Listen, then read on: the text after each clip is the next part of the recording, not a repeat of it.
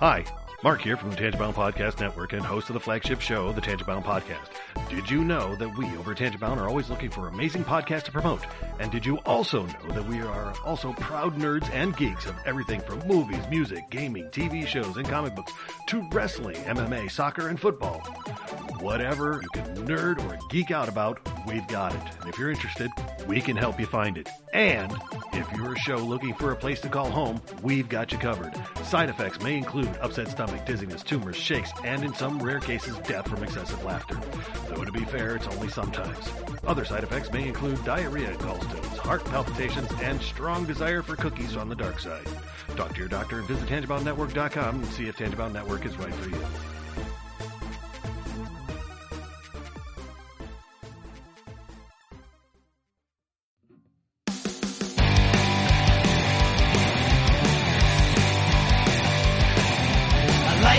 To the last drop, are you gonna blow your head off? Take good aim and don't forget to duck. Life sucks every Monday and all the way to Sunday, but I wouldn't have it any other way. I don't care how you're doing, what's up or how's it hanging. I'd like to buy this world one last drink. Life sucks all of the time. Stick it up your sunshine, and then you'll see the clouds every day. And then you'll see the clouds every day. And then you'll see the clouds every day.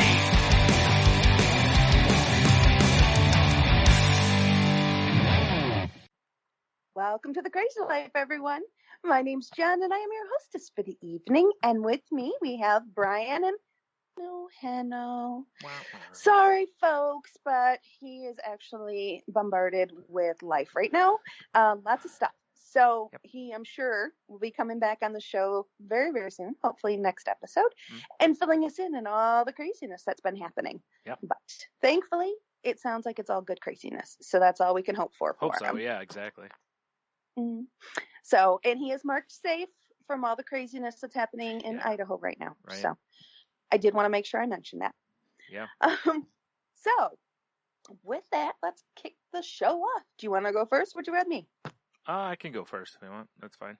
Sure. I'm trying to think what's happened since. It's tougher doing this show because, like, I don't write notes down, and I should, because it's 2 weeks. And it's yeah, it's a little while between, so it's hard to remember where we left off. Right, and I honestly, I don't do super detailed show notes about, like, all the things we talk about, so, I can't really flip back and go, oh, we talked about this and that, so. Last time we talked about your epic trip, so okay, yeah. Pick up after that. Okay, I don't remember. Did I talk about having my last meeting with the psychologist about ADHD? I can't remember that. I don't think so. Okay. Well, I had that, and he is writing up his report and sending it to my my social worker and my therapist as well. I don't know if he's done it yet or not, but the last time him and I talked, we don't meet again. Him and I are going to meet one more time to go over it and to talk about my misophonia. And, oh man, I think that's still, 2 or 3 weeks away. It's toward the beginning of December, because he wanted to put it after Thanksgiving and everything. It's actually a really weird thing right now is I don't have any appointments until, like, December 8th or something like that. And it's so weird. I feel like I have an appointment every dang week or every other week or, it's because of, therapy and then seeing the social worker to talk with my psychiatrist and now seeing this guy. And I'm trying to get, I'm going back to the dentist finally. So, I've got a couple fillings I got to get, so it's like, it just feels like thing on thing on thing, but now I went and got my flu shot, which went fine. I was a little bit tired. And that was about it. My arm hurt for like a day or two and then that was fine. But I wanted to get that because, with my mom and the age she is and everything, I want to do what, also, I don't want bad flus, they suck. Yeah. You know, they do. it's not something I want, but also to protect others, you know, because I don't want to, you know, I'd prefer to not carry stuff if I can help it or not get it, whatever. So yeah, it's like, I haven't really done a whole lot, but I've been reading short, obviously, because of my attention span.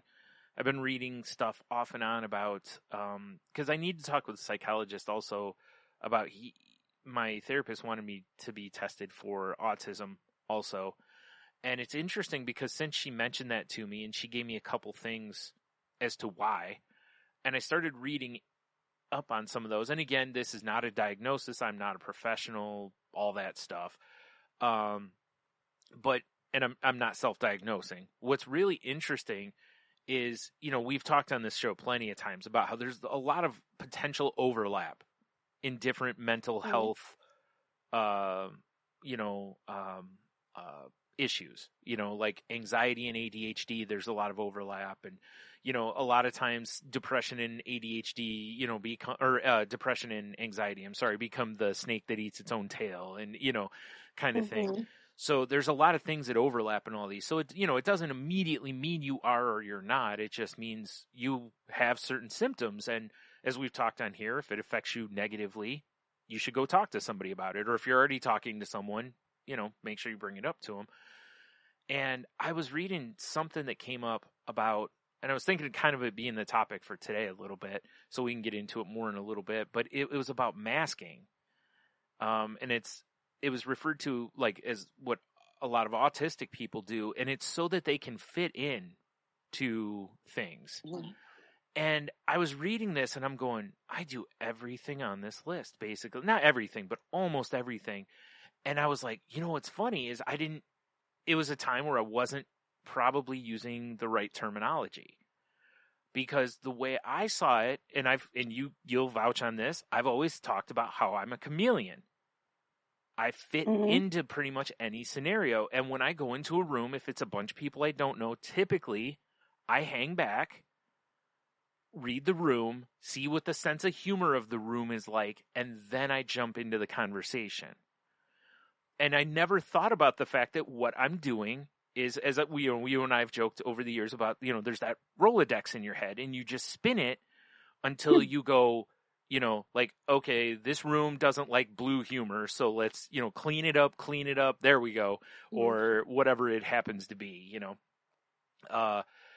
or this room doesn't like politics, or this room doesn't whatever. And it's not just in physical parties, it's even in Twitter rooms, like Twitter DM rooms. I do the same thing.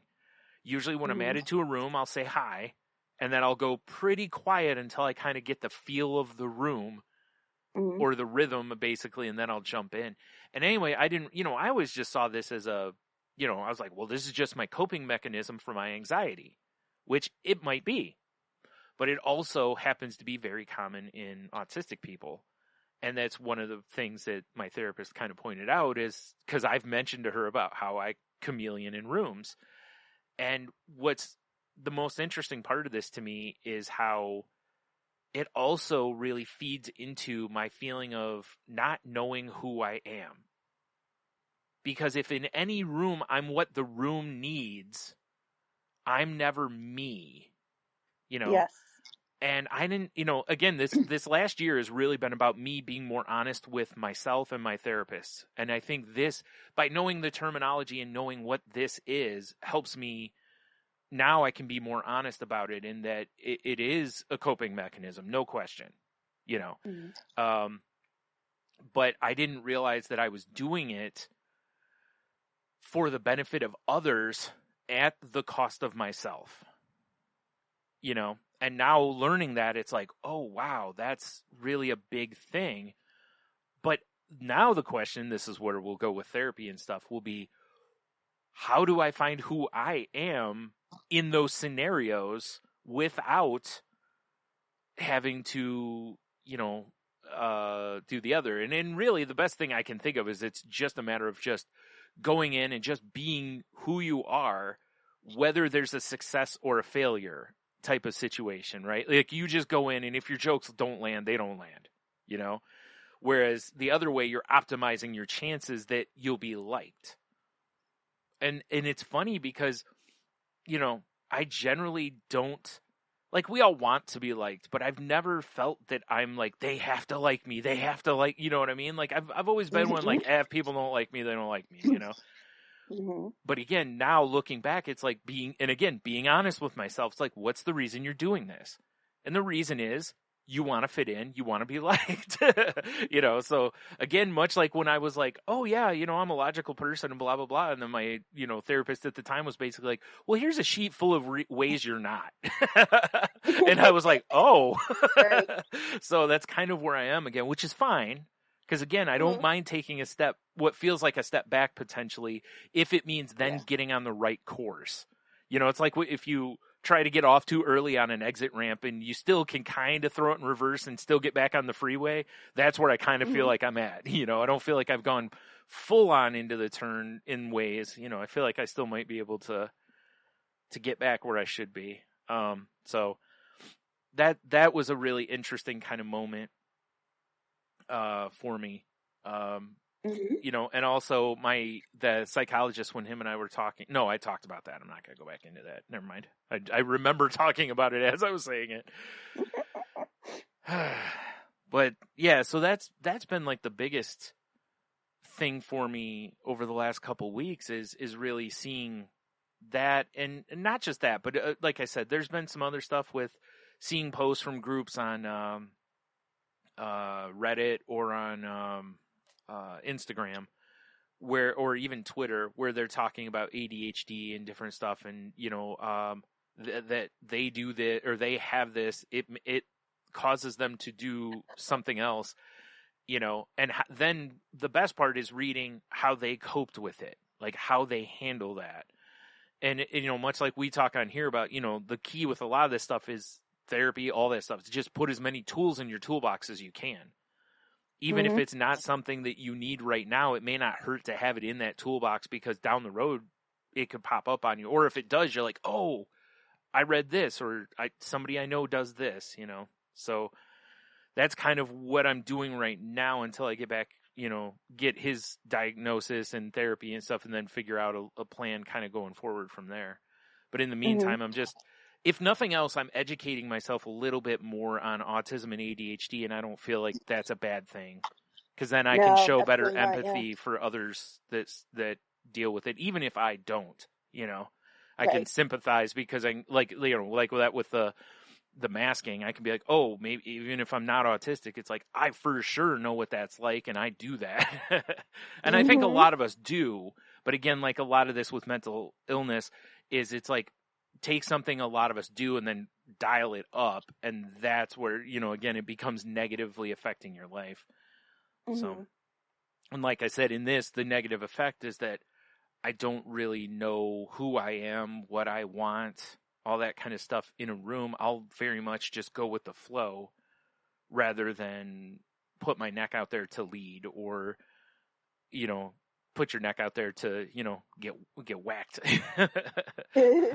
Right. So I think that's about what I got for the week. I can't think of much else. I haven't really done much else because, you know, our weather's gone to garbage on us. So yes, it finally has.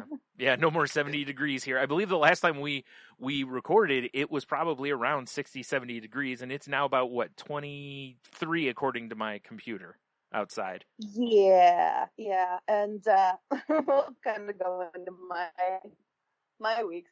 I was in Jacksonville Beach, Florida last week. Right. And right when the hurricane came, and the tropical storm ended up hitting Jacksonville and Jacksonville Beach. So that was fun. Yeah. Being stranded at the hotel. But the good part was the hotel was very nice. So I was very safe, very protected, and very comfortable. So I was very grateful for that. My room actually had a balcony that overlooked the ocean. So I've got some really cool pictures that I'll share with some people of the storm and how crazy the ocean looks. Yeah. It's really, really wild. I even took a video of all the high winds and the water going crazy. And for those that are familiar with the basic setup of a beach. You have your beach area, and then there's like a break wall. And down in Florida, most of the time it's sand. So there's like these giant piles of sand at the far end of the beach, so that when the water comes up, it hits that instead of crashing over and flooding areas. Mm-hmm. Well, it was going over the break wall. Yeah. It just started, so it wasn't like bad, but it had just started going with the break wall, and water was up to the walkways and the boardwalks going down to the beach and stuff. So right. But it was interesting. We couldn't go anywhere, and so I was there for a conference. So we had the conference, and in the evening they were supposed to be taking us out to dinner. Well, that didn't so much work. So they bought us dinner at the hotel, which was nice. Fair enough. Yeah, at least they fed you still. Yeah. They fed us in open bar. So hey, why not? Yeah. So that was fun. I will say it was very interesting because this is the first business conference I've ever been to on my own. Mm-hmm. So it was a little intense for me because I put a lot of pressure on myself. I wanted to make sure that my company, got the value of sending me down there for this. Sure. Yeah. So I wanted to make sure what I brought back was valuable enough for them.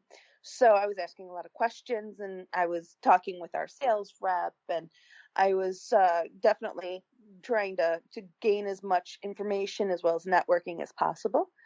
But as we know, when we do things like that, we get incredibly drained. Yeah. So emotionally and physically drained. So I both nights I was like up in my room by 7:30, and in bed fairly early. So it didn't really matter. I was crappy outside because you were going to bed early anyway. Yeah. Yeah, I was just hiding in my room anyways. Mm-hmm. And then Thursday, when the tropical storm hit its full potential, I just stayed put. By the end of the day, Thursday, it had died down and it was, receding and everything was good. But a lot of the restaurants still hadn't opened. Yeah. So I ended up door dashing this local Italian restaurant, and it was fantastic. Well, good, because you never know when you get food delivered like that, because you never know what shape it's going to arrive in, or if it's going to be warm or whatever. Exactly. So, yeah. I mean, they didn't give me silverware, which kind of stinked, but I had enough of stuff around that I was able to make it work. So I'm like, this will work. No silverware. Jeez. Pasta with fingers. You can make it happen. Little kids do it all the time. Yeah. Exactly. No, so that was really good. And then I took one vacation day, but I stayed down 2 extra days so that I could kind of have my own little vacation. Yeah. Again, first for me, actually going on a vacation by myself, no set plans, no organized, agenda or anything. Yeah, face the tropical storm. Yes. Yeah. So as my dad was absolutely flabbergasted and asked me a million times, so what are you going to do down there by yourself? Like, I don't know, Dad. Yeah. And he just blew his mind. He could not wrap his head around this. Yeah. And I'm like, I don't know. I have no plans. I will wake up that morning and I will decide. And that's what I did. Friday dawned and it was a fairly decent day. The storm had all passed. So it was still a little drizzly, but not bad. So I thought about, what do I enjoy doing? Which is a very new question for myself, as we've discussed before. So in this last 6 months, I don't even recognize who I was last year. I'm such a different person in my own skin. I'm so much more confident, so much more comfortable. I truly feel like I understand more of who I am and are comfortable enough with that to share with others. Like, I don't have to chameleon. I do not have to mask. I can be me. Right. I'm not 100% there by any stretch, yeah. But I'm closer. We'll say that. We're getting closer. So I got up on Friday and I'm like, you know what? I want to just do a little shopping. So I Googled, and I couldn't find anything that I was looking for because I just wanted little local shops and little touristy shops and stuff. So I went down and I was asking some people at Jacksonville Beach. There was a couple shops there, so I went there and was talking with them. And they're like, "Oh, you want to go down to Neptune Beach, which is about 5 miles, 10 miles down the road." And I said, "Okay, great." So I went to Neptune Beach, and sure enough, found a couple shops that I was looking for, a nice bookstore, and just fun places. And there's this great little restaurant, because I always try to eat as local as I can and shop as local as I can. So so I went in there and I had some homemade clam chowder and just very tasty, fun foods. They had an amazing collection of bourbon, which I did not get any bourbons. There was a Pappy, actually 2 Pappies. They're a couple $100 a shot. So, or I should say an ounce, because you don't shoot that stuff. Right. A pour. But yes, but I did not. I drank my water and was very happy. Went to a couple Goodwills and just bummed around, and I loved every minute of it. And then Friday night, I asked the hotel woman at the desk, I'm like, "Hey, I want to listen to some live music. I'm really loving just sitting in a bar, listening to some live music. What's the best place to go?" And she's like, "Oh, this Irish pub down the street." I said, "Okay." So I hit up the Irish pub, and they had a happy hour going on. So I was able to get some good drinks at a decent price. I had some fish and chips and listened to this guy who did a mix of kind of a little bit of Irish, a little bit of pop, a little bit of, older stuff. So it was just a really fun just evening, and, in by 8, perfect time for me. Yeah. Watch a little TV, cuddle up in the big bed. So yeah, it was very refreshing. I did not feel lonely at all. I was really kind of surprised by that, but yes, there was twinges that I wish I could share some moments with people. Yeah. But I wasn't lonely. And in fact, it was so nice not to have to compromise or think of somebody else. Yeah. If I didn't want to do something, I didn't want to do it. Yeah. I just didn't do it. That's what most people seem to, that I've read, where they're talking about taking solo vacations and whatever. That seems to be the number one thing. I mean, it makes sense though, right? It's the same thing that single people or childless people have been telling people with children for years. It's like, it's awesome that we can just go do what we want to do. We don't have to worry about getting a sitter, or is this kid friendly, or blah, blah, blah. We can just go, and it's similar in that respect, that you don't have to, like you said, if someone else was with you, fine, whatever, but it's not, it's kind of nice to only do what you want to do.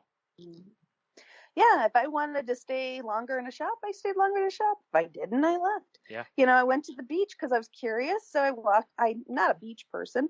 So I walked a little bit down the beach. And I took some pictures of the ocean. Took a selfie or two because, obligatory. Right. Well, if you don't, you weren't there, right? Duh. Yeah. So, it was nice. I enjoyed it. I was done. Like 10, 15 minutes on the beach, I was heading on back, and that was fine. It was just nice not to have any sort of pressure to do something I wasn't all that crazy about, or, and it was all up to me. Yeah. Everything was up to me. If I wanted to sit in my room, I could have sat in my room. Yeah, that's right. And it was so refreshing. And, I did. I had a wonderful, wonderful time. And I flew back and just got back to daily life, which is going fairly good. I will say the dating world sucks. Anyone who's single out there understands, single in your 40s sucks harder than most. Because I'm 44, for those who don't know. I'm stuck right in the middle. Because I'm obviously a podcaster. I enjoy some geeky pop culture-y type stuff. So that kind of puts me out of the range of some of the older folks. Yeah. And, I can get along with the younger folks, right? Well, then I start hanging out with the younger folks, and they don't get any of my references. They don't get any of my jokes. And they just have a different agenda, shall we say, than what I'm looking for. Yeah, okay, that's fair. So I'm like, okay, so young doesn't work. But the beauty of doing all of this, and I've had 2, relationships, we shall say, both of them are about, 2-3 months apiece. And what I've learned from them and what I've learned from meeting and talking to all these people is that I'm valuable. And I'm not, a clearance discount rack because of my mental health, right? Because of my gambling issues, and all that stuff. Mm-hmm. Yes, I have baggage. Yes, they are baggage, and they can be pretty big baggage, but they don't define me, and I don't need to apologize for them. Right. Well, because that's the thing. I'm bringing to the I was going to say everybody's got baggage. Mm-hmm. Some people have more and different types of baggage and all that, but it really shouldn't be a contest anyway. But it's like anyone who feels that they don't have baggage just probably hasn't looked in their closet enough. Like there's baggage, it's just, you just maybe don't know it yet, which isn't all bad either. Sometimes that's not bad, but. Well, the biggest aha I think I can take away from all of this is that before how I approached dating was, let's see if I can find someone who can put up with me. Yeah. And now I'm looking for someone who will compliment me. Right. Someone that we have liked interests, that we gel in a variety of different levels. Yes. It's not me finding someone who put up with me and then me adjusting to them. Yeah. It's like they said, it's like whole different thing. You're not looking for somebody to fill a void. You're looking for someone to just enhance what is already there. And that's tough for a lot of people because, like you were just saying, it's like you have to be in a place to understand your value and be able to appreciate, like you just did, spending time with yourself and being okay with that, to where it's like, I don't need another person in my life. I want another person in my life, or I want someone to share some of these things with, like that's that key difference. And that's a really powerful difference. Because when you're thinking that you need someone in your life, people tend to make bad decisions. They show desperation. They overlook a lot of red flags, more than we would normally. We all do anyway, So, you know what I mean? So I 100% agree with all of that. And something I'm working on with my therapist is really defining need versus want. Yeah. And really digging deep into that need versus want. Now, we all have our checklists of wants, and we all have our needs. Mm-hmm. I'm finding I'm really working hard at defining the two. And once I've identified the needs, what I need to have, then I'm finding other ways to fulfill those needs either on my own or with my current subset that I have of support systems. Yeah. Such as last night, I really wanted to go out. So I contacted my friend Victoria. I'm like, hey, doing anything? She's like, no. I'm like, let's go out to the bar and have a beer. She's like, okay. She's like, well, it's been an early day for me, so I probably can't stay up late. Like, no problem. So we drove separately. We met up at the bar. I got a seat. I sat there and was listening to live music, which I'm loving to do right now. I had myself a beer. They were super busy, so I just got myself a pitcher. Mm-hmm. She came up for an hour or two. I sat there for like 4.5 hours and just nursed my pitcher of beer.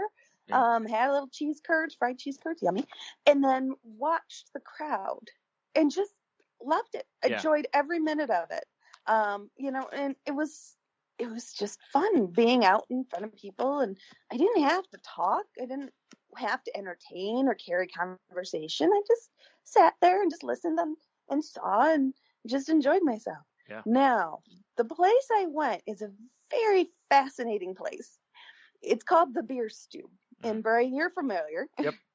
Well, the Beer Stew, the reason it's so fascinating is that it caters to very, very distinctly different crowds. Yes. Depending upon the time of night. Yep. That's what I was wondering if you were going to mention that, because I was going to mention that.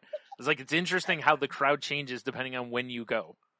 Yes. Mm-hmm. And the best part about it is it's the perfect juxtaposition to my dating life right now.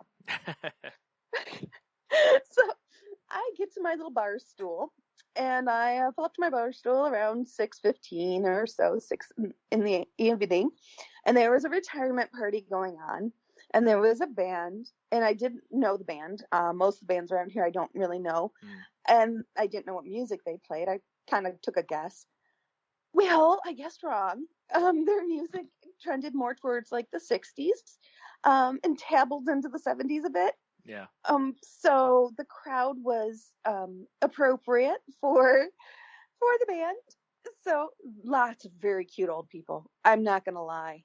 They were so cute, and they're on the dance floor, and the old guys shuffling because they have the cement shoes on and stuff, and and then you had your the older guys that think they're Don Juans, and of course, the silver foxes, hitting on all the old ladies that are tittering, and oh my gosh, so it was super fun, just kind of sitting there and just kind of people watching and stuff. And then about 8-ish, 7-ish, the crowd came in a little bit more closer to my age, but not it was kind of, so it's still older and stuff. So I'm like, okay. Then come 9 o'clock.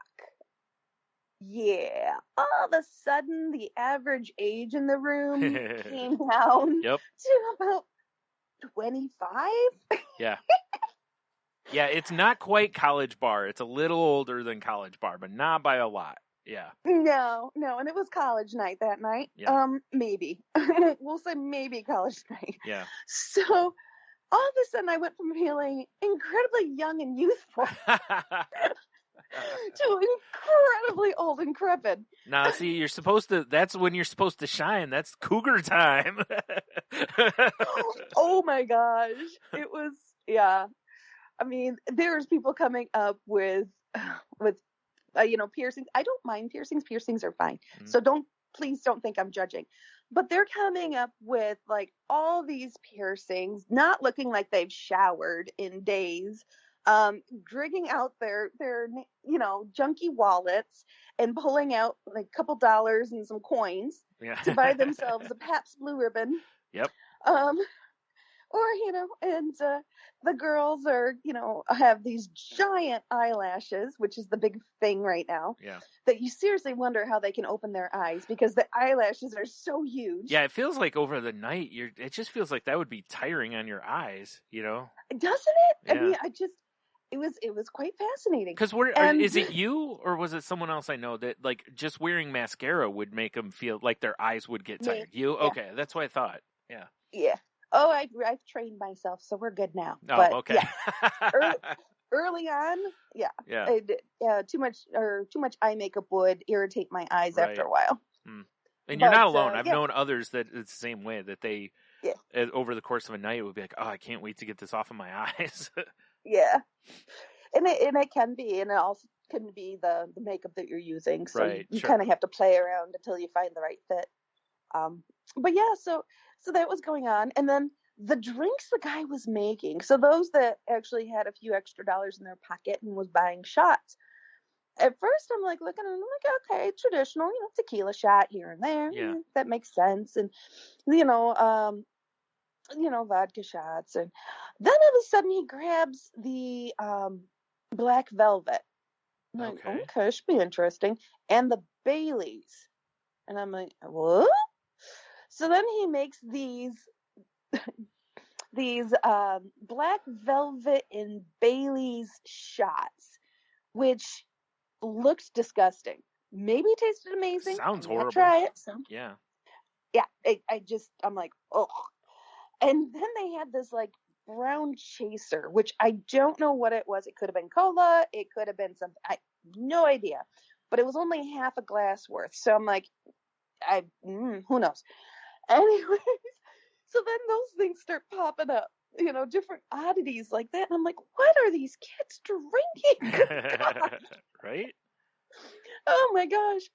I will say I did not see any Red Bull, which was kind of surprised. I think that fade is starting to pass a bit, but yeah. So it was, around 9:30, 10 o'clock. That was my cue to leave. Right. So yeah, because, that was not my group. Yeah. That's like, so Tony and I are the same way. Like we've gone into different bars, and we just walk in and you just smell college, and you're just like, nope, and just walk right back out. Like, this is not our scene. It was entertaining. Yeah. So I had a wonderful night. It was so much stinking fun, and majority of it I was just by myself. Yeah. And I'm just finding I'm enjoying that so much. Just nowadays, I mean, I love just going and listening to live music and having a beer and just chilling. Yeah. It's just fun. And then, so it was fun. And then Mom and I went and did that Thursday night. And we went to see, there's a gentleman that goes to her church that does solo at a local bar up in Perrysburg. So we went and saw him, and they put it in the church bulletin. He does his secular. Right. Almost slipped there. Yeah. Giving away other secrets about the guy. Yeah. Right? Non-secular music, non-religious music. Right. When he's at the bar. Yeah. But he reads his crowd very well. Okay. And so they put it in the church bulletin that he was going to be at this Six Fist Distillery. Oh, okay. Yeah. So since it was in the church bulletin, he had a bunch of church ladies there, and a bunch of like churchy people, and very variety of group, of course. But my favorite was the little church ladies, because my mom's a little church lady too. And so there was, we had a table of church ladies and me. And we ate our flatbread pizzas and our nachos, and we listened to the first set, and then sure enough, about 8:00, everyone's kind of packing up. Well, sure, it's late, yeah. Yeah, we all have to get home. That's right. So, the rest of the crowd. But it was really sweet to see, because they were talking like, oh, he's in the bulletin, and we had to come out and support him because he's one of us. And yeah, well, good. I mean, I'm glad he got a crowd.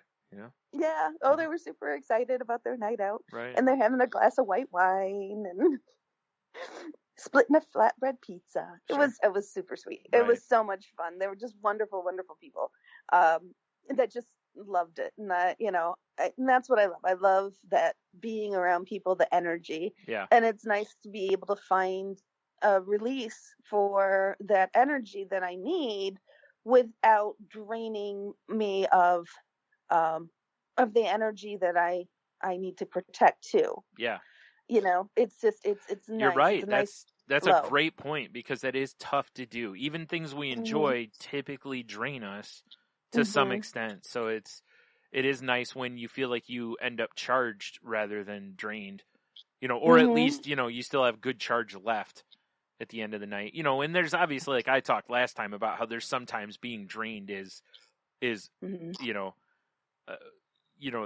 that being out of that energy or whatever, and you're just like, I wouldn't change it, like my trip that I took, it took everything I had, but socially, but it was worth it. It was something that was absolutely worth doing, so I get what you're saying.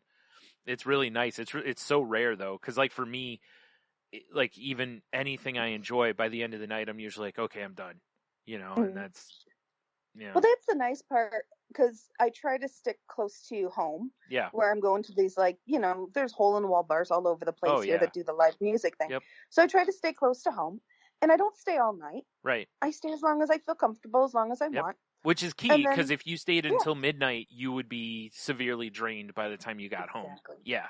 I just get the energy I need out of it, and then I head home.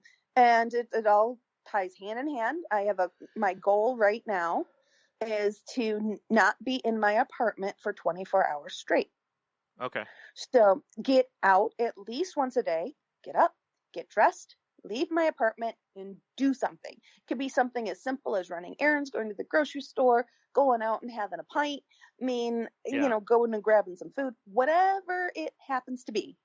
I must leave the apartment for a short amount of time at minimum. Yeah. And it makes a huge difference in my attitude and in my mental health. It's really starting to show quite strongly how good that is for me. Right. Well, good. Yeah. Mm-hmm. Yeah. So it's and there's always, downside things to work on. Like you'll appreciate this, sort of. You'll understand this is probably the better thing. So I got really, really busy at work the last couple months. And you want to guess what they mentioned that I need to work on? Attention to detail? Wah, wah. Zah! My arch enemy! But yeah, and we discussed it, and I explained that this is attention to detail is not my strongest suit. It is something I work very hard at, but unfortunately, when I get super busy, I do struggle with it. This is why I put processes in place and double checks, blah blah blah. So I spun it, and the best way I could, and very open and honest with my leadership, and they're like, this is not a huge issue, this is not something that's a make or break thing, this is just something that we need to work on. And I said, fair enough, I can do that. So other than that, I mean, they're incredibly thrilled with my report out from the conference, which is great. And then we're just working on wrapping up the end of the year stuff. So yeah, I have a bunch of vacation coming up, and of course we're hitting the craziest month of the year. Pretty much next Thursday is my kickoff, and all sorts of craziness. And my brother's coming to town for Christmas, and we are making kolechki. Oh, cool. Yeah, so this is the first time ever. For those who are do not know what that is, kolechki is a I guess not Middle Eastern, no. Middle European. That's what it's come for. Yeah. It's a Middle European pastry, often found in like Poland and Hungary and Slovakia and those areas. Each one has a different name for it. So you might know them as kiflis, krishiki.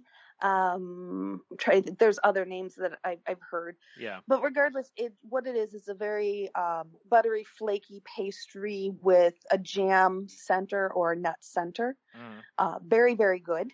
I have my grandmother's recipe that came from Poland, and it's very time intensive, inexpensive to make. Yeah. But my brother and I decided that this is going to be our undertaking this year. Okay, cool. Yeah, so very excited. Are you doing like the amount that you guys, like your family used to do, or are you just doing a small batch? Okay. Yeah, we're just gonna do a personal batch, because I know my other cousin does it. My older cousin used to do it for the entire family, but unfortunately she's not able to do it anymore. So my cousin Becky has taken it over. Oh, okay. Cool. Yeah, but she doesn't have quite the flair that. Yeah, fair enough. Yeah, she doesn't have quite the flair that Shannon had, but she does a very nice job, and she sends it to all of us, which is very sweet. But yeah, Brian and I wanted to take our hands at it, and my mom's like, well, why don't you get the dough started so that when he comes, you guys can just cut out and I started like, Mom, that's why he's coming, is for the dough. Right. Yeah. The dough has to be rolled out, butter folded in, and chilled like 3 or 4 times. Yeah. Yeah, you for sure want help with that. Well, my arms don't do that. Right. He lifts weights and stuff. I'm like, okay, we will give him the rolling out duties, and he can ruin his shoulders. Yeah. Because rolling out chilled dough with butter in it is not fun. It is not easy. Yeah. So yeah, that's something I'm looking forward to, and of course making my Christmas candies and wrapping up my year, because as we've discussed on here before, Christmas is my reflection, New Year's is my new beginning. Right. So the whole month of December is me, remembering and cherishing all my traditions and my family and my growth and all the places I've been and the things I've seen and all that wonderful stuff. And then New Year's Eve, I toast the new year and put everything away for another year and take on what the new year is going to bring. Right. Because I guarantee you, I did not see this year at New Year's Eve last year. Right. This was not even like anywhere in my radar. So yeah, it's been very, very crazy, but good. Yeah. A very, very good time for me. So, all right, one last thing. I just popped in my head. For those who know me personally, and Brian, this will have a lot of not impact, but it'll mean more to him probably than most. My brother took the Jeopardy test. Oh, really? Yeah, Cool. he finally did it. He finally took the Jeopardy test. And the way it works now is when you take the test, your scores get submitted to the company. And then if they want to talk to you further, they'll reach out and contact you. Right. So you don't actually know what your score is. Oh, okay. Yeah, but he said he felt he did really well with it. Mm-hmm. He felt he knew quite a lot of the answers and did really well. So I'm super, super excited for him. And in typical fashion, love my dad. I mentioned it to him. I'm like, hey, I have good news. He's like, what? I'm like, Brian took the Jeopardy quiz. He's like, well, you know, the odds of him getting on. And I'm like, Dad, that is not the good news. Right. That's the icing.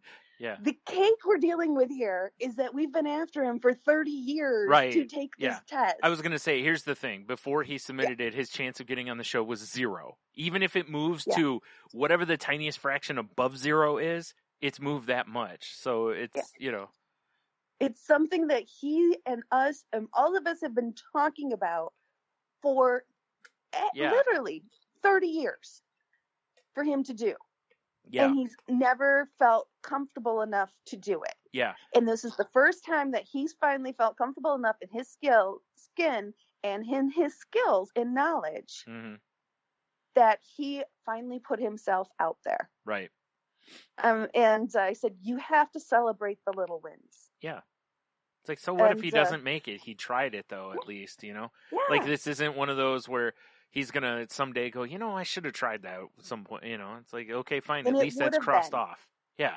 Yes. And it would have been. It would have been a regret. Right. I know it would have been. Yeah.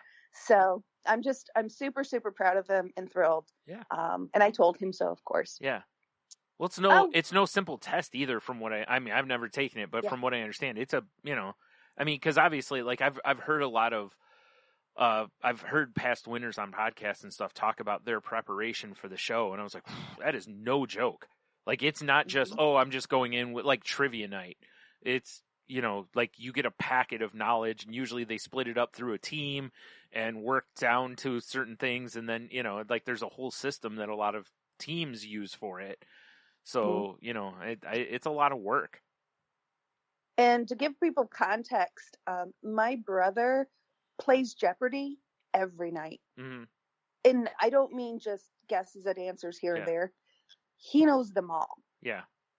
You know, there's maybe 2 or 3 that he doesn't get. And he plays by Jeopardy rules. So even when he's at home in his apartment by himself, he still plays by Jeopardy rules, which is you have to wait for the answer to be completely stated. Then you have to answer in form of question. Oh, okay. Yeah. Wow. So that's the official Jeopardy rules. Right. And he does. And when he's with my dad, they compete. Right. So the only rule I have is that I can shout out any answer in any format possible as soon as I know it. Right. Because there's like 2. Yeah. When we all watch together. Yeah. But my dad and my brother have to play official Jeopardy rules, and they have to, you know, they pretty much try to beat each other. Oh, yeah, sure.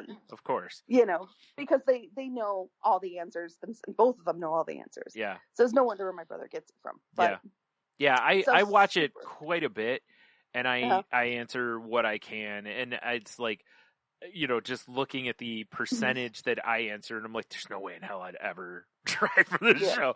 Like, I think I do pretty decent, but I'm like, there's no way. There's no way at all. Especially now with my attention span the way it is at this point, I can't remember things long enough to where I could study for it and retain them. They'd be gone before I'd put the paper down, and I'd be like, man. Yeah. You know? It's just, his brain has always amazed me. Yeah. And, and as he gets older, it's just getting stronger and stronger. Yeah. It's really awesome to see. Yeah. That's awesome. Very proud of him and where he's gone. Mm-hmm.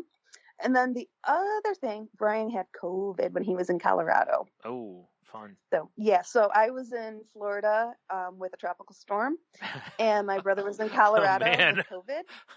And that's a pretty much parent nightmare. Yeah. Well, yeah, because neither one were anywhere nearby, so Yeah. jeez. Mhm. Also, I mean, Yeah. it's not, for sure your mom can't come to you, and she shouldn't go to Brian, because, so Yep. it's, yeah. So kudos and shout outs to Mom for being awesome, because she was very concerned, Oh, I'm but sure, she held yeah. it together and she didn't blow us up. She just, Yeah. kept checking in on occasion. I didn't even think But, about it, yeah. like when you first mentioned you were going to Jacksonville, and, and then when you were talking with Henno and I about it, and then when you said that, and I was like, oh, I forgot it's supposed to hit right through there also, like, because you know how it is, like, Yeah. a lot of the hurricanes, well, first of all, that was a really late in the season one. Like, we typically don't get them this late in the year, and it was a strong, like, they showed the wall of it, or how Mhm. wide the wind wall for it was, which was huge. It was bigger than that last one, which did a lot more, Yeah. it was a bigger storm, but it had less wind wall, which for anyone, wind wall is basically the width of the storm, basically, how far the wind can affect out and stuff. So it was, when I saw that, I was like, oh man, but you kept posting things. So I'm like, well, I assume you're okay, or you're spinning around in the air posting. So whichever, Which I do have a video. Did I send you the video? No, I don't think you did. Okay. I'll send it to you and Yeah. Henno so you guys can see the video that I took from the balcony. So, but yeah, so kudos to Mom and Dad for being, cool about everything and holding it together. Brian did get yelled at because no one knew he was in Colorado. He was traveling for work, and the number one rule in our family is that anytime you're traveling outside of your home radius, Yeah. you must send itinerary to both parents. Oh. So all you have to do is, because it's usually work, and work sends you the itinerary, you just email it on. Right. And, you just email it on, and you're like, this is the dates, this is where I'm going to be, here's the hotel, Yeah. here's the flights. Right. It's just not because they are overprotective, they just like to be in the know. Yeah. So, yeah, he did not do that, and we did not know he was in Colorado until Wednesday morning. I got the text going, COVID sucks. Okay. And that's when I found out, because he got COVID so bad that, like, he couldn't talk, and he had trouble breathing at some point. So he wasn't just a traditional, flu-like symptoms. It was a little heavier than that. Yeah. And then his work, which, let's bring it back to the podcast here. My brother struggles with a lot of anxiety when it comes to authority. He does not like to go against authority in any way, shape, or form, and it causes him a lot of anxiety and borderline even panic attacks over it. Well, when he tested positive for COVID, it was Wednesday, and he was supposed to fly back on Friday. He did not feel comfortable flying. Yeah. For obvious reasons. Right. And he did not feel good enough to fly. Yeah. And he contacted his manager, and his manager said, well, let me talk to my manager and I'll let you know. The decision was that he just needed to get back as soon as he can. Okay. So leadership is saying, you need to get back here. His body and his gut saying, you don't need to go anywhere. Right. So nor really should he. I mean, you really shouldn't be flying if you have COVID, Yes. because you could give other people COVID. He's like, well, I guess I could drive, but I don't want him driving if he's sick. No, right. Right? Yeah. So, thankfully, we talked it through, and he, contacted his leadership, and he actually ended up having a phone conversation with his manager's manager, which was a whole level of stress in itself for him. Sure, yeah. Yeah. So, but they just didn't. Leadership just didn't understand. They didn't understand the circumstance, like what was going on. Okay. Like, it wasn't just him testing positive for COVID. It was him having very active, aggressive COVID symptoms. Oh, okay. That makes sense because, unfortunately we're at a point where it is normalized essentially to where most people that we know at this point that get COVID pretty much just have a couple days to where they don't feel great, and then, well, I can go back to work, and right. yeah, and maybe he didn't express enough how bad he was feeling at the time, because I'm notorious for that too, underselling. Yeah. So he was notoriously underselling. They Yeah. didn't understand, so it was just a miscommunication. Okay, well, but good. as I explained to him, I said, dude, they need you. I said, they are not getting rid of you. It's illegal for them to get rid of you over this. But even if that wasn't, the worst you're going to experience is a, shaking finger at you. Yeah. And that's, again, illegal. But, Yeah. and it's a not government agency, but it's a contractor that works with the government. So they like to keep their noses pretty clean. Right. So it's just not like a small little company that can skate under the carpet with some craziness. But this is not, no, they just didn't get it. Yeah. But, my poor brother, not only was he feeling crummy, he, mentally was killing himself over something that was silly, but not silly. No, I know what I'm you're saying. Yeah. Yeah, not nearly as big as what his head was making it. Sure. But Yep. So I got a message on Monday. He's like, I'm home from the trip from hell. Is he feeling better now? Or he is. Okay, yes. good. So he's feeling better, and he did have a really good coworker that kept dropping things off for him at his door. Oh, that's awesome. So until the coworker left, but like medicine and things like that. Yeah. And then he DoorDashed some stuff or Good. Uber Eats or whatever. Right. You well, want no, to call that's the smart way of doing it, to try to minimize contact. Yeah, Mm-hmm. I know a lot of, like I said, a lot of people are pretty much like, whatever, I'm going to do what I want, and if I get it, I get it. But it's still nice that you're being considerate of others, because not everybody has those options. There are a lot of people that are, immunocompromised, that if they get around you, this could be, just even if they're not, it could be severe. It just kind of stinks that we've normalized it so much now that it's like sometimes we kind of forget this can still be very severe. you know, this isn't just you feel bad for a couple days and whatever. You hope that's all it is. And for those who know my brother, you guys know he overanalyzes everything. Absolutely overanalyzes everything. He gets analysis paralysis all the time. Yeah. He's very smart. We already covered that. Yeah. So it's not surprising that these are things that he's plagued with, which makes situations such as that one even harder for him. Right. And he's very much a by the book guy. Like there's a reason he's in the job that he is in. Yeah. He's got a super ton of clearances, governmental clearances, because he always plays by the book. Yeah. Well, the Jeopardy example, I think, sums it up. Yeah. Because I've never been in a house when they're doing Jeopardy and had anybody say what is before they shout the answer out. Everyone just shouts the answer out.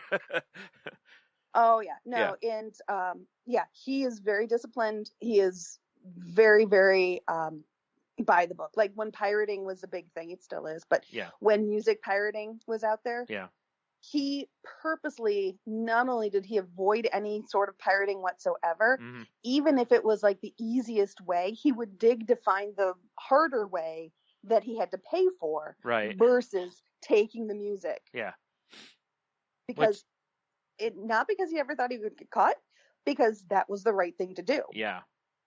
Well, that's, a lot of us with various, mental issues and such, can, I don't mean that in a bad way, but it's, but a lot of times, there is no gray area for some people.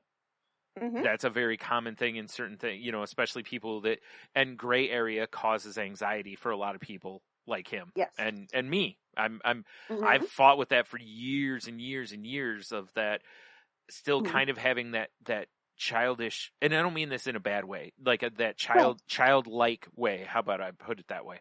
The childlike thinking of there's right and there's wrong, because when you're a kid, parents can't necessarily explain gray area as well as they can as you age.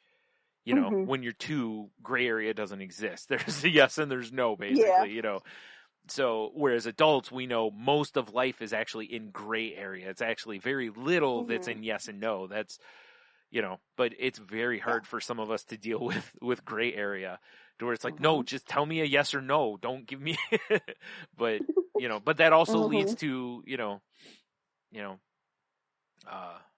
living in that area and being very uncomfortable, and some just, don't function well that way, and it's fine, Yeah. Just like you said, it's just knowing Mhm. how the person behaves, and then you can behave accordingly off of Mm-hmm. that. So yeah, well, I'm glad he's doing better and he made it back home and stuff. The ongoing joke was because he's out in Utah, and the ongoing joke was when he first took this job when he was in Dayton, he had to get a background check, and his family had to have background checks done. And I started laughing, and he's like, "Why are you laughing?" I'm like, "Tell them not to look too deeply in me or Dad." I said, "You and Mom, no problems. But just don't dig too deep at us, okay? Yeah, right. We don't want to mess this up for you, okay?" Yeah. And he's like, "Why?" What do you mean?" Yeah, I'm because like, he immediately is going to those absolutes. Yeah, like, what is Yeah, there it's something like, I no, don't no. know? Like, it's just a joke. I said, "You know everything." Yeah, I said, "Just a joke. I'm sure I'm on no one's radar whatsoever." I wouldn't think so. Yeah, I mean, God, no. you never No, know, but I wouldn't think so. Uh-uh. No, the internet wasn't around back then. Yeah, right. Yeah, yeah. Cell phones weren't, or camera Exactly. phones Cell weren't phones everywhere. were all that popular. The camera cell phones weren't. We all had Yeah. flip phones, but Mm-hmm. yeah. Yeah, Anyways. that was the key. Most of our stupid years were right before that became the norm. Yes. So, Yeah, thankfully. Yeah. And it was pretty obvious. If someone had a camera on you, you knew it. Right. Yeah. It is amazing now, though. We live in a hiding it. time where everyone has a camera on you. There's cameras in buildings everywhere. There's all this stuff. Yeah. And people still do some of the dumbest things. And it's like, Oh, how do you not know there's a camera on you? Like, not just one, but it's like there's one there, there's one there, there's two guys over there holding their phones at you. There's, and these people still do Oh, things. my It's gosh. mind-blowing. But that's one of the things. I go back and I talk to my fraternity on occasion. Yeah. And one of the first pieces of advice I give them is scrub your internet. Yeah. Scrub it within an inch of its life. I said, take off any pictures that you don't want your employer to know. Yeah. Anything Private whatsoever that you have any question on, get it off there. Yeah. Or put it in a place that is not going to be seen when they do a cursory. Because I guarantee you, every company now does a Google search on your name before they hire you. Can also be good advice if you're entering into certain legal situations or applying for different government things. Yes. Is some of them do look for outs on your social media. Also, if you do something real dumb and you post it on your Facebook or Instagram, it's like, I can't believe how many stories I've read about the police catching people because the idiots posted on their Facebook, like a video. And I'm like, you deserve it. It's just like, how stupid can you be? So, okay. The most recent one that comes to mind is the ice cream girl who was at the grocery store. Yeah. She picked up the gallon of ice cream and she popped the lid and licked it. Yep. It's like, you're in, those stores have cameras everywhere. They have cameras pointing in almost every direction. I'm sure there's blind spots, but they try hard to minimize them. Yeah, she didn't care. She recorded it herself and posted it on social media. Yeah, those are the ones I never understand. It's similar, like if you're watching like Ridiculousness or America's Funniest Home Videos, those kind of ones, right? And you'll see some of them, and you're like, this was self-recorded. Why would you ever post that? And it's like, I know why. You want that 10 minutes or 15 minutes of fame.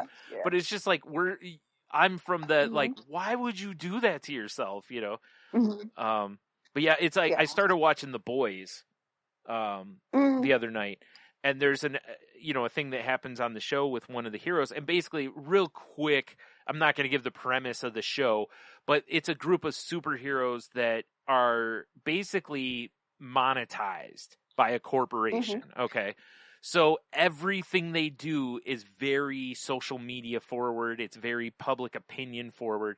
And then one of them does something and she just gets screamed at by this woman because she's like, how could you do that? There's cameras everywhere. Now we got to explain this, this, and this. And it's, and it's the same thing, it's like that's what I think if I was out and going to do something stupid, that's the first thing I would think of is there's probably 19 cameras on me right now. Like I don't want this all over. And, you don't want to give someone like undeniable proof that you did Mhm. something, you know. So it's like, yeah, that's okay. Not that I needed The it other- anyway. I mean, Yeah. you know, it's not like I'm out breaking the law left and right anyway, but Right. Well, the other thing that the other piece of advice I always give is please be who you are and be true to yourself, but understand there's always consequences. Yeah. Thus, if you choose to have blue hair, more power to you. I think it's wonderful. In fact, I think blue hair is quite beautiful. Yeah. But there are going to be companies that will not want you to have blue hair. They would like you to have a natural hair color. Now, your decision is if you choose to work for a company like Yeah. that or you choose to find another company. Yep. Just know the consequence of you having blue hair means that you may not have quite as many job possibilities Yeah. that you could have. Yeah. Doesn't mean you want all those job possibilities. It's just saying that you're limiting your search. Yeah. Which, if that you're comfortable with it, that's fine. It's understanding the consequences of your actions. And once you come out of college, or you come into the adult world, shall we say, you have to start doing risk assessment, pros versus cons. Yeah. You know, You're right, how important because is it for me to have my self-expression of having 5 or 6 different piercings on my face? Yeah. And it If it's depends too, super like important to you, what you're doing for a living. Like with what you do, Mhm. you're not going to Mhm. be able to do all those things, you know, because your Mm-mm. chances of getting hired significantly decline, you know. But if you're going to be a musician or a tattoo artist or something like that, there's probably a lot more wiggle room there, you know. And Yeah. like you And said, I'm you kind of sure got to know. I could find a job if I wanted to have Oh, everything pierced yeah. and purple hair. I'm sure I could find a job, maybe even in my field. Yeah. It's just going to be a lot harder. Yeah. To find that right company that's going to fit my needs. Yeah. Doesn't mean it's impossible. It just means I'm understanding the consequence of I'm basically having to prioritize what's more important to me. Yeah. Having my self-expression or having a job easier, Right. an easier in at a job. Yep. So, and everybody has that personal choice. But it's kind of, I've noticed the younger generation is struggling with that a little bit more than other generations have. Yeah. And it makes sense because there's more self-expression through hair color and, you know, body modifications of various kinds, whether it's tattoos, piercings, whatever, you know, so there is more and more of that to where that generation accepts it and it's normal, but to, what our age at least and older, it's still not like our generations. We're one of those weird generations where sometimes things are like, who cares, and other times people are still about you know. So you know, but older than us, it's pretty much all about it. So you know, I know we need to wrap up, but I have one fascinating, absolutely awesome conversation I need to tell everybody about. So my dad does not have the best hearing. So he usually has closed captioning on, or he's listening to one thing and watching something else. Right. I have closed captioning on all the time. So it helps me pay attention better. I found that someone mentioned that in one of the ADHD forums I was in, that they have it on because it helps them really pay attention and stay on the TV show they're watching. And I've done it for a while anyway, but I found the same thing. That it really has helped me stay on the show rather than keep looking at my phone or whatever. Because I have to keep reading the dialogue, you know. So I get this call from my dad, and he's agitated. I think is the right word for it. He's agitated. And I'm like, well, what's going on? He's like, well, I was watching the TV. And I said, okay. He's like, and I was looking at my laptop, and I looked up at the TV, and there was these 2 guys on the TV, and they were in a passionate embrace and kiss. Yeah. I said, okay. He's like, well, it was for this ad. I said, okay. He's like, well, it was for this medicine. Like, okay. And my dad's a deep diver like I am. So he immediately went to Google. And he said, what could this possibly be? I have a guess. It's for an HIV prep medicine. Yeah. Because I was like, I've seen it a bunch of times. Yeah. So, and it was on the History Channel. I think that's what threw him the most. Oh, okay. It was on the middle of the History Channel. Right. So he Googled it and found out it was an HIV drug. Well, then he Googled HIV, and which leads, of course, to AIDS. Yeah. So he's doing this like massive deep dive that was never intended in the first place Right.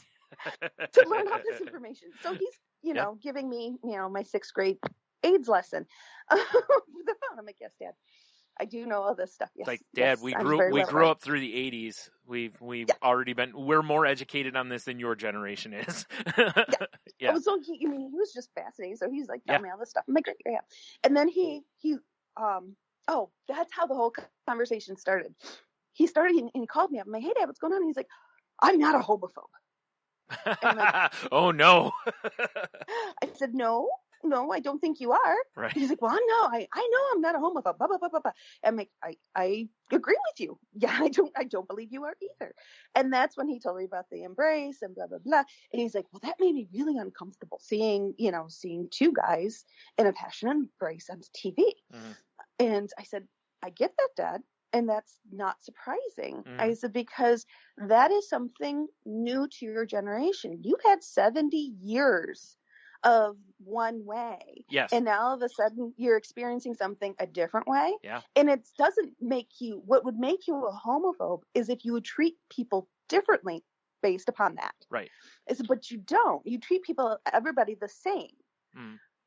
It's going to make you uncomfortable. But remember back in the day when women started wearing pants, made a lot of people uncomfortable. Still when does. women started showing their ankle, made a lot of people uncomfortable. Still makes me very uncomfortable. Yeah. No. Right? I said, so it's not, it's not bad that it makes you uncomfortable. Right. But you also have to understand that's the point. The Yes. point is to open your eyes and to get yourself more comfortable with seeing this, because this is the true world. This is the world we're living in. Right. So being uncomfortable seeing those things is not a problem. Yeah. And you don't have anything to worry about there. Well, anything new, right? Like anything new that's brought into our Yeah. lives makes us maybe not uncomfortable, but it's like, nobody likes change. We all like things just the way we like them and whatever. So when things are changed, I've seen people with similar comments, and I don't mean anything hateful, but similar comments about how almost every commercial now has interracial couples. If you look at it, you don't see a ton of, just white couples anymore or whatever. A lot of times they're mixed race, which is fine. That's great. Because again, when we're out in the world, you see a lot of that. And also it allows them to hit more of a broad demographic, because now, we have 4 people in here and each one is a different race or ethnicity or whatever. So now we're hitting multiple markets instead of just, here's the white commercial, here's the black. Because if you think back to when we were kids, McDonald's a lot of times would basically have the white commercial and the black commercial. Yes. And they were geared very differently. The drink was Coke in the white one. It was Sprite in the black one. They were very done very differently. And now instead they show multiple people at a table with different drink options. And because now they can go, we have all these drinks and everyone loves McDonald's, instead of more of like, hey, here's the commercial for you people. Here's the commercial for you people, So, yeah. Exactly. It's wonderful. And that's why, and my dad is, very conservative and has his own beliefs and stuff. And that's one thing, though, I will always give him a ton of credit for, is that he tries to be as knowledgeable as he can be, especially around social issues. Yeah. And he's always, like, both my parents, all 3 of my parents raised me in that way. That you don't judge someone based upon any outside factor. You judge them based upon their actions and who they are. Right. They're a person. And you don't first. know that until you actually get to know them. Right. We're all people first, and then there's all the similarities and differences, but we're all people first. And if you treat someone as a person rather than a subgroup, it tends to go better for you. Like it's just a much better situation overall. I had a very, something like being out at a store the other day, and there was a guy there that I've seen. I think he used to rent from his parents used to rent from the video store I worked at, and I don't know if he's deaf, but I don't know if he's mute or whatever. But he does not verbalize. It's more, grunts isn't the right word, but it's, obviously I'm not going to make noises or something, but it's, he came up to my brother and kind of touched my brother's arm and pointed at his shirt because he was wearing a Marvel Comics shirt, just with a bunch of Marvel characters on it. And he was kind of like, giving him a thumbs up and whatever. My brother kind of pulled back and was like, what are you doing? Kind of a thing. And I'm like, I'm pretty sure he's just telling you your shirt's cool. And when I looked at him and I was like, shirt's pretty cool. Yeah. And because I have a brother who's hard of hearing, I tend to look right at him and talk. So because my brother reads lips a lot of times because he can't always hear conversations in public because things get loud. So, and when I did that, the kid shook his head and, did the thumbs up again. And I was, and it was one of those scenarios where it was like, I just treated him like a person first. And part of that's because of my experience having a hard of hearing brother. It was just kind of funny that literally my hard of hearing brother was the asshole in that scenario. Right. He didn't mean to be. And, Right. but he was. And afterwards, he even was kind of like, oh, he's similar. Like, he's not a person that likes to be touched. And that, I think, was what kind of put him on the defensive a little bit.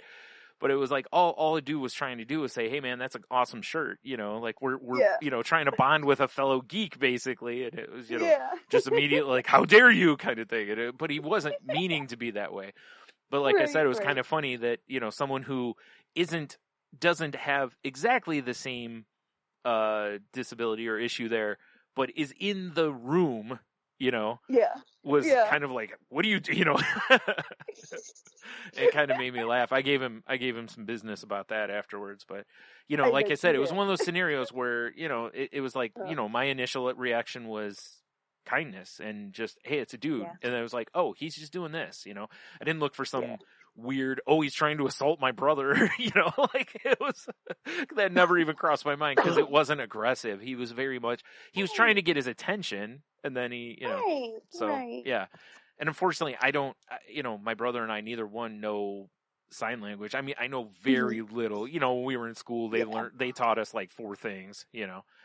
So, and I barely remember most of it. So, right. But again, it's that scenario. It's like, approach it with kindness and that it's another person and let the other stuff. Good intent. Yes. And let the other stuff fall where it may after, it's just a better way of being as a person. Yes. Always assume good intent. It's hard to do, but yeah. Also, it helps kind of diffuse potential situations because if you go in calm, it tends to be, whereas if, you're just like about the whole thing, and somebody else may back at you and now you've got a weird fight going on. Yeah. And it's like, whoa. Well, we've been talking for an hour and a half on this podcast. So that's a lot. Yep. So I think we should probably be good for the night. Are you good, Brian? Yeah, I just wanted to mention that I'll put in the show notes. I have a link to an article about this focuses more on autism masking, but it's still masking, and it's from Psych Central. So if anyone wants to read that, I'll have that in the show notes. I think it's a pretty good read for anyone because it also, one thing I wanted to mention about this, I forgot to mention earlier, which is something that a lot of people don't understand when they want someone who has anxiety or whatever to come to a gathering, a party, even, just go, hey, let's go have a beer or something, is that person a lot of times has to put on a mask or put on a personality to be able to go do this. And a lot of times we do it for the person that we're going out for because we know we don't want to disappoint them, so we go pretend that things like this even mentions about like being in public sometimes, like for somebody like me who has, I have sensitivities to sound. So there's things that I've done, and it's like this, like family gatherings, perfect example with Thanksgiving coming up. Too many people in a house. It's an overload for me. I have a hard time handling it. And I tend to go outside a bunch and nobody really thinks anything of that, because first of all, a lot of times I'm fine. I just needed some air, right. That kind of thing. And it's my coping mechanism. It's how I can reset and then go back in. But being in those scenarios is really, really stressful for me, even if I enjoy them. And reading stuff like this can help people understand maybe a little bit more what people go through in these and what they have to go through sometimes because they don't want to be the disappointment of the family or whatever it And is. So, again, telling please approach someone- with kindness. Yeah, and telling someone, oh, you can just be yourself. Don't worry about putting a mask on. It doesn't work. Doesn't work. Yeah. No. So it's like, just save your breath, because no matter what you say, you're not going to be able, that's Yeah. something they have to get comfortable with Right. and they have to do. It's Yeah. not something you can ask them to do or tell them to do. Right, because it's similar to, the one that I've heard the most is, well, it's just family, or it's just us friends, or what, and it's like, it doesn't matter who it is. Like I've said countless times, and people understand, the people close to me all really understand it. Yeah. And that I've mentioned, Tony's my best friend in the world, and if someone's going to get me to go do something, it's typically him. But even with him, before I go do something, there's a whole lot I have to go through mentally before that, even though I know the end result is, or like I even told my therapist, calling for a pizza is super stressful for me. And at the end, I get pizza. Unless it's terrible or something, there's no, it's like you're getting a pizza. Like, but it's still horribly hard for me to make that phone call and super stressful. Now again, I know with apps and stuff that helps a whole bunch, but not everybody still has those. There's still places that don't. But anyway, I'm just using that as an allegory, Yes. another situation to kind of give that. So with Thanksgiving coming up and Christmas and all the other holidays that are, whatever gatherings there's going to be, just please be understanding of people who do have to go through a lot of stress just to walk in the door. And like we talked a few episodes ago about the spoon thing, how many spoons you start a day with. Before I even walk out the door, I've got to use 2 or 3 to even get to the door. So now I'm already, and I start lower than most people. If I start at 7 and I need 3 to get out the door, I'm at 4 before I even get to your place. Plus for me, car ride is going to take 1 typically, unless it's super close. So I'm at 3 before I walk in the door of the gathering, which means I got about probably an hour before I'm done, and it's hard to even get through that hour sometimes. So it sucks on both sides, but like I said, just please be understanding of people around you. If they can't make it or whatever, just please, just be understanding and kind. Okay, Absolutely. I'm done. Sweet. Well, folks, you know what time it is. We covered a lot of ground on this show and talked a lot about a lot of personal things. So we know you have questions, we know you have comments, and we know you have constructive criticism. And we want to hear every one of you. So how you can do this? Well, you can continue the conversation by reaching us at thecrazylifepodcast.weebly.com is our website. thecrazylifepodcast@outlook.com is our email address. And if you'd like to reach me directly, please feel free to either message through Facebook, which Brian will give you that information shortly, or shoot me an email and just address it to Jen, and I will get it. I promise. And Brian, how can they reach you? You can find me on Twitter and Instagram at Stunami. You can find my other podcast at salty_language on Twitter. Or at saltylanguage.com. All our links are there for our social media and how to find that podcast. That show's just me and my best friend just talking about whatever jumps into our radar. We talked about, I introduced Tony to Muddy Bites this week as far as telling him what they are, which is just the end piece from the drumstick ice cream, where it's just the cone with the chocolate in it. There's companies that just make those as a snack, and it blew his mind apparently. Kevin Conroy, the longtime voice of Batman from the animated series, passed away. We talked about that. We talked about the new Lord of the Rings series and House of the Dragons and some other stuff. We did our curse word of the week. So if any of that's interesting to you, please give us a listen. Henno can be found at Ida Henno on Twitter or at Henno Heiter on Facebook. You can find his other podcast at MTN Pod on Twitter, or Moving the Needle if you just want to type it in however you get your podcast. So please go give that a listen. They talk typically about, like recently it's been more about movies where they compare 2 movies or talk about whether a movie holds up. I can't remember what their latest post was because I'll admittedly say I've fallen behind on the show, so I got to catch up. But yeah, you can find this show on Facebook at facebook.com/group/crazylifepodcast. We are part of the Tangent Bound Network, which can be found at tangentboundnetwork.com. So if you're looking for a network for your podcast or starting a show, give them a check. And also, please check out the other shows there. That's everything, right? I think so. If not, it's in the show notes. All our links, all that kind of stuff will be in the show notes. And of course, as always, I ask, please reach out to others, see how they're doing. And if you need help, please reach out. There's tons of people out there willing to help you.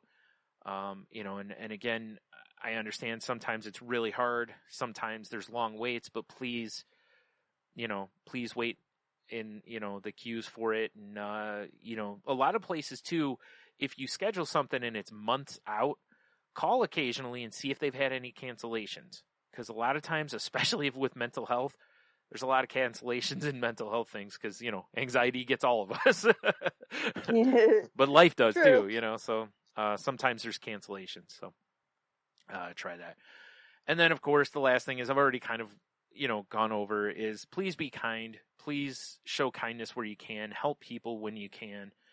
Let's just focus on putting good out into the world and trying to, reboot some of the stuff that, especially the way most people seem to think the world is just meh at the moment, and I think there's a lot of us that aren't that way at the moment, and last thing here is, don't forget to, reflect on what you're thankful for. And I'm not celebrating Thanksgiving as far as the,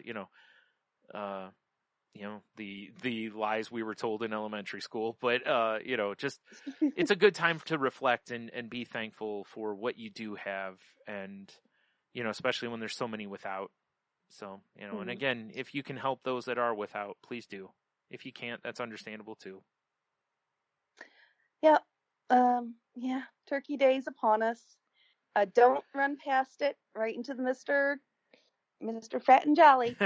So, well, that's what you are after the turkey. Yes, typically. Exactly. Yeah. So just focus on what it means to you. Doesn't matter if the turkey's bad. It doesn't matter if the sweet potatoes don't make it to the table. Whoa. Slow down with that. Slow down there.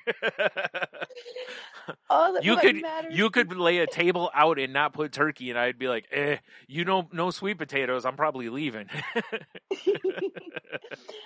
And it's just, but really, this Thanksgiving, try to focus on what you're truly going to remember and be thankful for.